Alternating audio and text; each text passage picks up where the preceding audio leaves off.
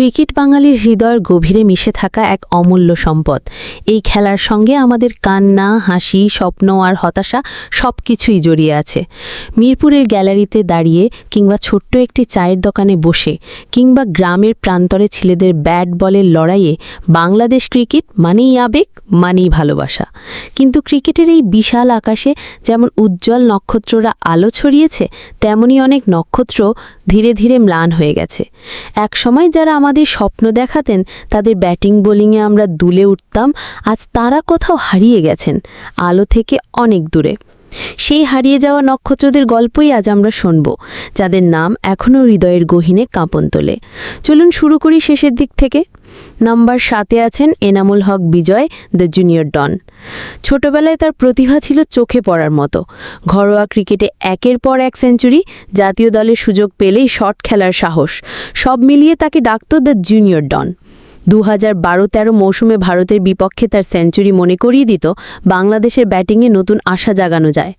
কিন্তু ইনজুরি, ধারাবাহিক ফর্মহীনতা এবং টিম ম্যানেজমেন্টের ভুল নির্বাচনের কারণে ধীরে ধীরে হারিয়ে গেলেন আলোচনার বাইরে। আজও ভক্তদের মনে তিনি থেকে গেছেন সেই প্রতিভা যা কখনো পুরোপুরি ফেটে উঠতে পারেনি। নাম্বার 6-এ রাখলাম নাসির হোসেনকে, দ্য ফিনিশার নাসির। নাসির হোসেন, যিনি শেষ ওভারে ম্যাচ শেষ করার জন্য নাম করা। বাংলাদেশের ছোট ফরম্যাটে তার উপস্থিতি মানে ছিল জয়ের নিশ্চয়তা। 2011 বিশ্বকাপে অভিষেকের পর থেকে তার ঝড়ো ব্যাটিং, নির্ভরযোগ্য ফিল্ডিং, মাঝারি বোলিং সবই তাকে করেছে ভক্তদের প্রিয়। কিন্তু চোট, ফর্মহীনতা আর ব্যক্তিগত সমস্যা তার ক্যারিয়ারকে থামিয়ে দেয়। যে খেলোয়াড়কে আমরা একসময় দলের ভরসা মনে করতাম, তিনি আজ ইতিহাসের হারানো অধ্যায়। ভক্তরা আজও বলেন, নাসির থাকলে সেই ওভারে আমরা ভীত হইনি। নাম্বার 5-এ থাকলেন আলামিন Hossain, the controversy king. Fast বোলিংয়ে বাংলাদেশের নতুন প্রজন্মের সম্ভাবনা আলামিন হোসেন একসময় আলো ছড়িয়েছিলেন। শুধু তার বলের গতি নয়, আত্মবিশ্বাস ও বল হাতে ঝলমলে মুহূর্তই তাকে পরিচিত করেছিল। কিন্তু মাঠের বাইরের বিতর্ক, শৃঙ্খলার অভাব ধীরে ধীরে তাকে ক্রিকেটের মূল পথ থেকে দূরে সরিয়ে দেয়। যদি নিজের প্রতিভা ধরে রাখতে পারতেন, তিনি আজও বাংলাদেশের ভরসার নাম হতে পারতেন। নাম্বার 4-এ জায়গা করলেন ইমরুল কায়েসকে, দ্য ক্রাইসিস ম্যান। যখন দলের পরিস্থিতি খারাপ, চাপ সবচেয়ে বেশি, তখনই মাঠে নামতেন ইমরুল কায়েস। শান্ত, নির্ভীক, নির্লস, এই খেতাবেই তাকে ডাকত ভক্তরা। বিশ্বকাপে তার ব্যাটিং, সিরিজে গুরুত্বপূর্ণ ইনিংস সবই প্রমাণ করেছিল তিনি চাপ সামলাতে সক্ষম।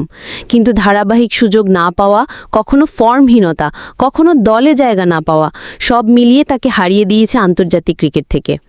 একসময় বাংলাদেশের রান সংগ্রাহক হিসেবে ভবিষ্যতের আশা জাগিয়েছিলেন, কিন্তু আজ ইতিহাসের সাইলেন্ট হিরো।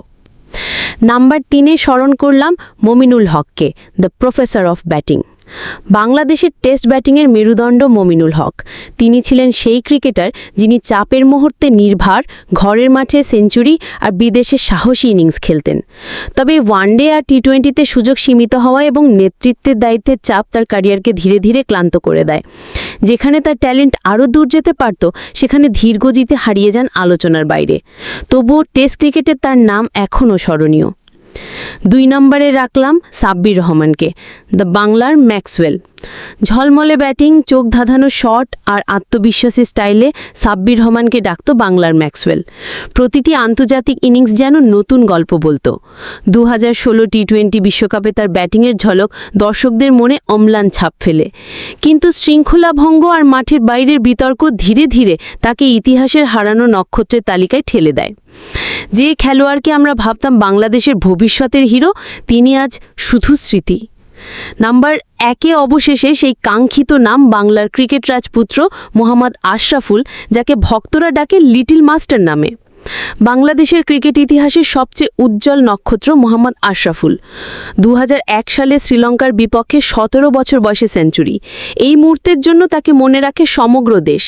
বিশ্বকাপে জেতানো ইনিংস, শক্তিশালী প্রতিপক্ষের বিপক্ষে অসাধারণ পারফরমেন্স সবই প্রমাণ করে তিনি জন্মেছেন লিজেন্ড হতে। কিন্তু দুর্ভাগ্য, ফিক্সিং কেলেঙ্কারি তার ক্যারিয়ারকে কলঙ্কিত করে দেয়। তবুও কোটি কোটি ভক্তের মনে তিনি এখনও সেই লিটল মাস্টার, যার জন্য আমরা গর্বিত।